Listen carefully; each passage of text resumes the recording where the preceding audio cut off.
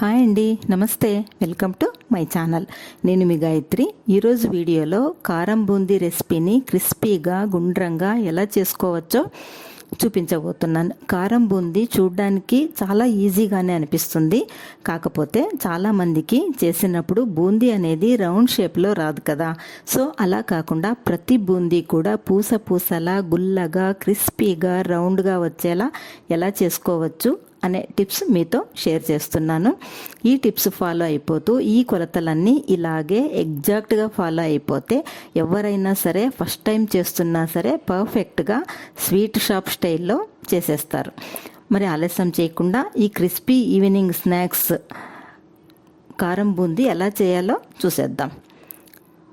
ఒక బౌల్లో 3 కప్పుల జల్లించిన శనగపిండి తీసుకోండి. 1/2 టీ స్పూన్ పసుపు మంచి రంగు కోసరం, 1 టీ స్పూన్ సాల్ట్ మళ్ళీ కారంతో పాటు వేస్తాం కదా, అందుకు తక్కువగానే వేసుకోవాలి. కొద్దిగా నీళ్లు పోసుకుంటూ జారుడుగా కలుపుకోవాలి. ఈ పిండికి దాదాపుగా 2 నుంచి 2.5 కప్పుల నీళ్లు పడుతుంది. స్టవ్ పై బాణలి పెట్టి ఆయిల్ వేసి బాగా వేడయ్యాక బూందీ గరిటె తీసుకొని ఇలా గరిటెలో ఒక్కసారికి 1 నుండి 2.5 గరిటెల పిండి వేసి ఇలా గరిటెతో తిప్పితే బూందీ జారుడుగా ఉన్నందువల్ల బాగా రౌండ్ షేప్లో పడుతుంది. ఆయిల్ బాగా చాలా వేడిగా ఉండాలి, లేకపోతే మెత్తగా అయిపోతుంది బూందీ. స్టవ్ హై ఫ్లేమ్లోనే పెట్టుకొని బూందీ చేసుకోవాలి. బూందీ ఎప్పుడు కూడా హైలోనే పెట్టుకొని చేసుకోవాలి. అప్పుడే బాగా క్రిస్పీగా టేస్టీగా వస్తుంది. మనం కలుపుకునే కన్సిస్టెన్సీని బట్టి బూందీ పడుతుంది. గోల్డెన్ కలర్ వచ్చే వరకు ఉంచి తీసేయాలి. మిగిలిన పిండి అంతా కూడా అలాగే బూందీ గరిటెతో వేసుకొని బూందీ తయారు చేసుకోవాలి. చూసారా, బూందీ రౌండ్గా అన్నీ ఒకే సైజులో క్రిస్పీగా ఉన్నాయి. బూందీ అంతా రెడీ అయ్యాక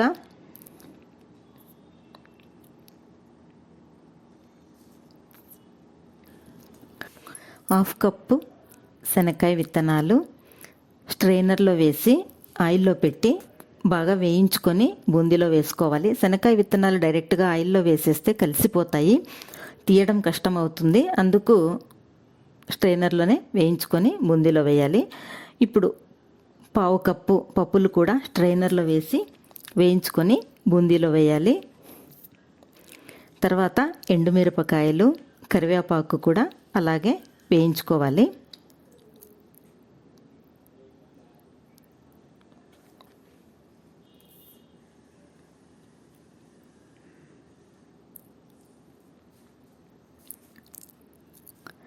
ఒక టేబుల్ స్పూన్ కారము,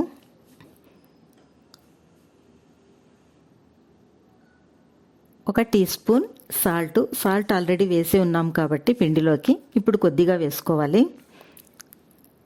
అంతా బాగా కలిపేసి కారము బూందీకి అంతా పట్టేట్టుగా బాగా కలుపుకోవాలి. బాగా ఆరాక ఎయిర్ టైట్ బాక్స్లో వేసి పెడితే 1 నెల వరకు ఫ్రెష్గా ఉంటాయి. ఎంతో క్రిస్పీగా టేస్టీగా ఉన్న ఈ ఈవినింగ్ స్నాక్స్ మీరు కూడా ట్రై చేసి ఎలా వచ్చిందో షేర్ చేయడం మర్చిపోకండి. చూడండి, ఎంతో క్రిస్పీగా ఉన్నాయి. ఈ రెసిపీ మీకు నచ్చితే లైక్, షేర్ అండ్ సబ్స్క్రైబ్ చేయండి. మరొక సింపుల్ వంటతో మళ్ళీ కలుద్దాం. Thanks for watching.